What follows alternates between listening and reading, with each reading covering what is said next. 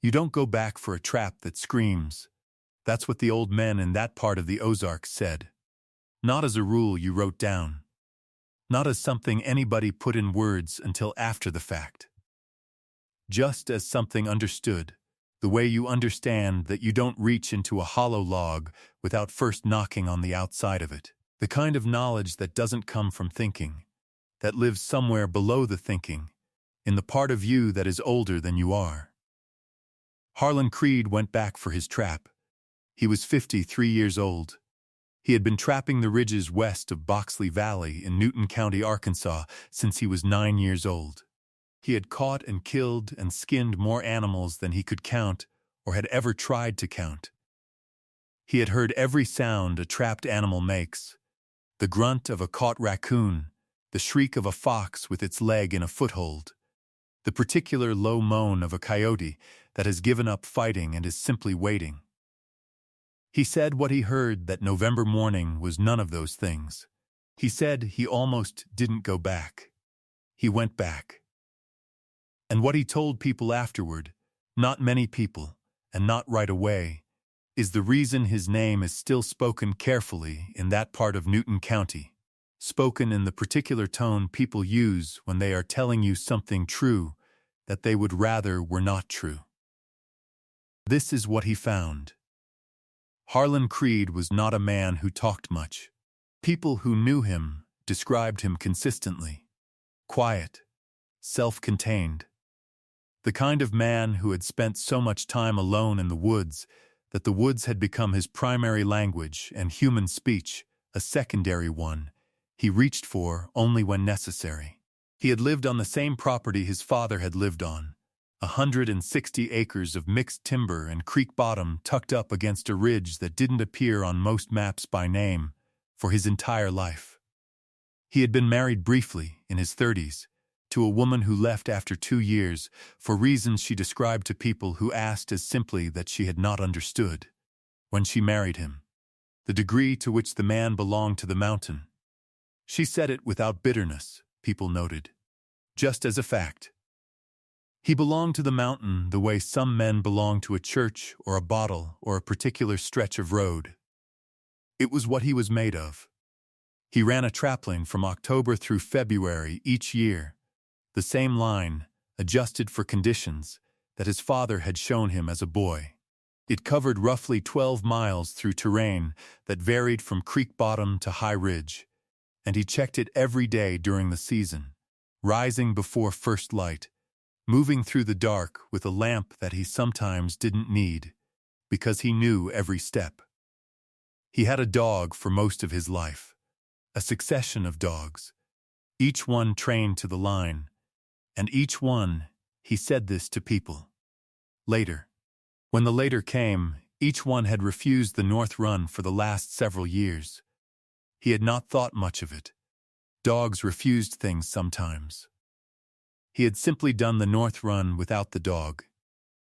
In the days after what happened, he thought about this more than he thought about almost anything else. The North Run was the oldest part of the line.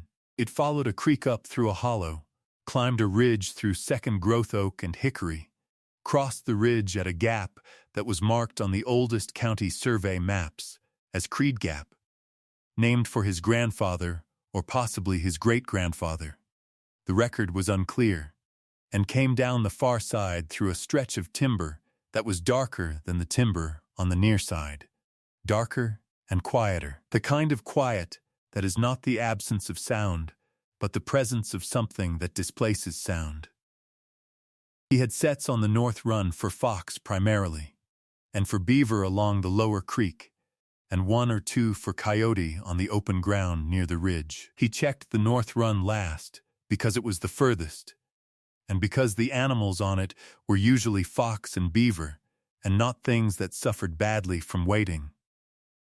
On the morning of November 14th, he remembered the date precisely. The way you remember dates that attach themselves to you. He came over the ridge at Creed Gap and started down the far side in the early gray light and heard it. He described it, to the people he eventually described it to, in several different ways across several different tellings. The versions are consistent in their essentials and vary only in the particular words he reached for, which changed depending on how long after the event he was telling it and how much he had prepared himself to say it. In the earliest telling to his nearest neighbor, a man named Burke Sewell, the day after it happened, he said only that it sounded like a woman in pain. Not an animal. A woman. In a later telling to Sewell and two other men in Sewell's kitchen, he said it sounded like a woman and also like something that had hurt a woman and was trying to make that sound with a throat not built for it. In the last telling Sewell ever heard him give, years later he said, "You know how a sound can be right and wrong at the same time. Right enough that your mind says woman, wrong enough that something underneath your mind says run." He said it came from the lower set, the one he placed in the creek bottom on the far side of the ridge, in a narrow cut between two limestone outcroppings where he had been catching fox reliably for 20 years. He said it came in waves, not continuous. A sound, then silence, then the sound again. The silence was worse than the sound. He said he stopped on the ridge and stood for several minutes. Then he went down. The approach to the lower set on the far side of Creed Gap took about 10 minutes at normal pace. Harlan did not move at normal pace. He moved slowly, and he moved with his lamp turned low, which he could not entirely explain. Turning the lamp low made him harder to see, and he was aware, in some back channel of his mind, that this awareness was significant in a way he did not want to examine. The sound stopped when he was about 300 yards out. He stopped too. The silence that followed was complete in the way that morning silence in the Ozarks usually is not complete. There is always something in the trees, something in the water, some texture to the quiet that tells you the world is inhabited and moving. This silence had no texture. It was flat and close and total. He stood in it for what he said was probably 5 minutes, but felt like considerably longer. Then he went the last 300 yards. The fox set was at the base of the east-facing limestone wall, where the creek narrowed to a few feet and the bank on either side was soft enough to hold a track. He had placed a number 4 foothold in the creek edge, covered and bedded the way he had been doing it for decades, with a pocket set cut into the bank and scent hanging above. The trap chain was taut. Something was in the set. He said he stood at the edge of the cut and looked down, and that what he saw took him a long time to process.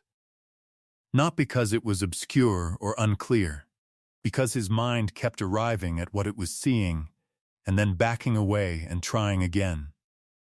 He said it was not an animal he recognized. He said, "I have caught everything in these hills, everything that walks or crawls or swims in that water. I know what all of it looks like in a trap. I know what all of it does in a trap." This was not any of those things. He said it was in the creek. He said it was. He paused here in every telling, every single one. The same pause. He said it was the wrong size for its shape. He never elaborated on this. When pressed, he shook his head. When pressed further, he said, "You would have to see it to understand what I mean." And then he said, quietly, that he hoped whoever he was talking to never had to. What Harlan Creed did next is the part of the account that people find hardest to reconcile with the man they knew. He opened the trap. He was carrying a catch pole, as he always did on the North Run since a coyote had come around on him badly several years before. He used the catch pole to release the foothold from a distance. He said the thing in the trap did not move when it was released. He said it stayed in the water and looked at him. He said he could not describe the look. He said that every time he tried to put it in words, the words were wrong. Not because his vocabulary was insufficient, but because the thing he was trying to describe did not map onto anything that words had been made to carry. He said he backed away. He said it stayed in the water. He said he turned, when he was far enough back that turning felt like a choice rather than a retreat, and he walked to the ridge and over it and down to the creek bottom on the near side and home. He did not run. He said he understood, walking back, that running would have been the wrong thing to do. He could not have told you why he understood this.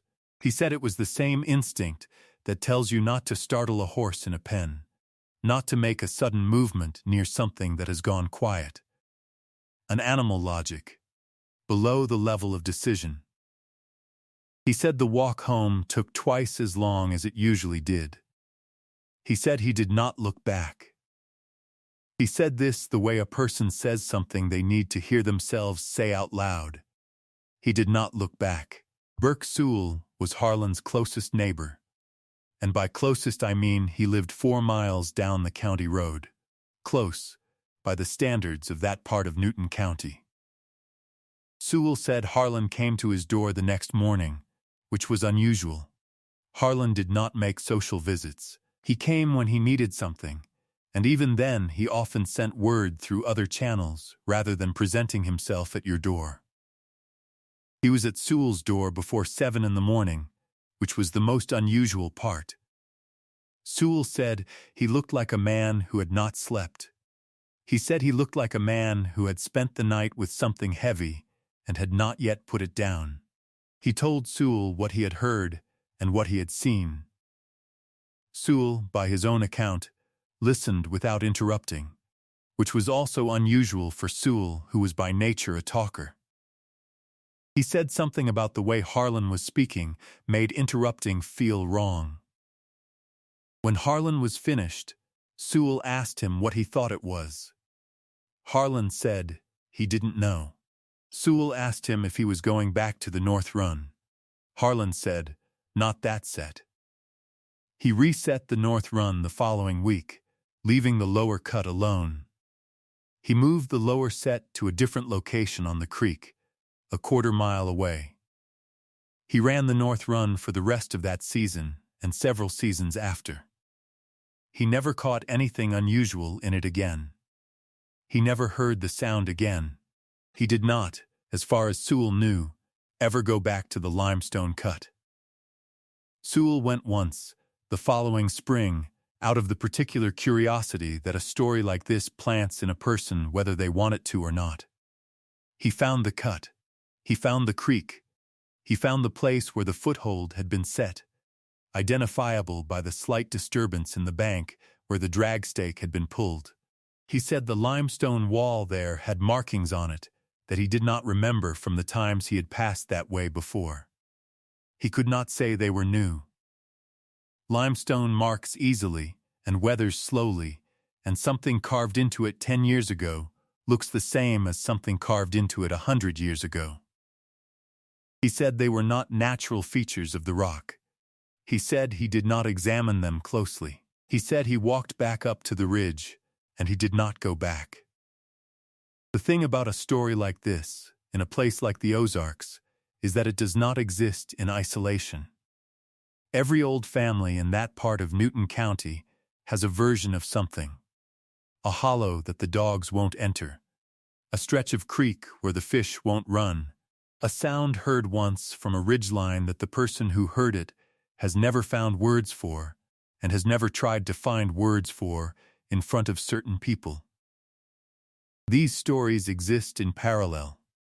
They are told in the same careful tone, with the same careful incompleteness. The tellers are not dramatic people, not by temperament or by culture.